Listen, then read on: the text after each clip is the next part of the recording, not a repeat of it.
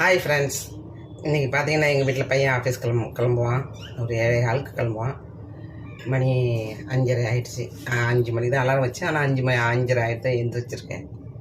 வாங்க என்ன சமையல் பார்க்கலாம். இன்றைக்கி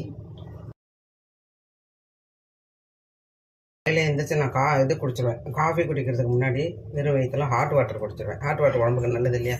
காலையிலேயே எம்டி ஸ்டமக்கில் ஹாட் வாட்டர் குடிக்கும்போது நம்ம பேட் கொலஸ்ட்ரால்லாம் வந்துட்டு கரைக்கும். குடல் சுத்தமாகும். உள் உறுப்புகள் குடல் சுத்தமாகும். நைட்டு பூரா தேங்கி இருந்த அழுக்கெல்லாம் கரைஞ்சிடும் அப்படின்னு டாக்டர்ஸுங்க சொல்கிறாங்க. ஹாட் வாட்டர் குடிக்கிறது நல்லதுங்க. நான் ஹாட் வாட்டர் குடிச்சிட்டேன். இப்போ வாங்க காஃபி குடிக்கலாம். என் பையனுக்கும் எனக்குமே இந்த கிளாஸில் இதில் தான் காஃபி வைப்பேன். பாருங்கள், 2 பேர்த்தும் ஒரு 1.25 ஸ்பூன் தான் போடுவேன் நான். சீனி நிறைய யூஸ் பண்ண மாட்டேன். எவ்வளோ சீனியை குறைக்கிறோமோ அவங்களுக்கு எவ்வளோ நல்லது. ஆனால் சீனி இல்லாமலும் காஃபி கலக்க முடியாது, டேஸ்ட்டு வர மாட்டேங்குது. குடித்து பார்த்தேன், நாட்டு சக்கரைலாம் போட்டு பார்த்தேன். நாட்டு சக்கரை வெறும் நாட்டு சக்கரை காஃபி குடிக்கிற மாதிரியே இருக்கும். நாட்டு சக்கரையை கரைச்சி குடிக்கிற மாதிரியே இருக்கும் பால் கூட.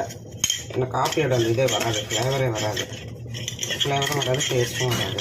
எனக்கு பிடிக்கல.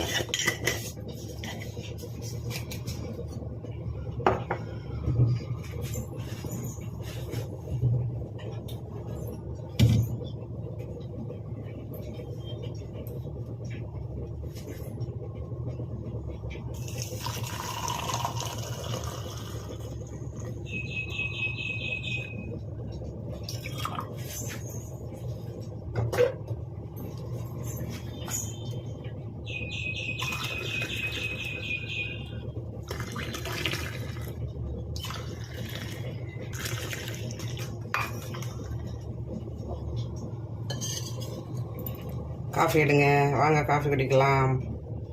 தேங்க்யூ.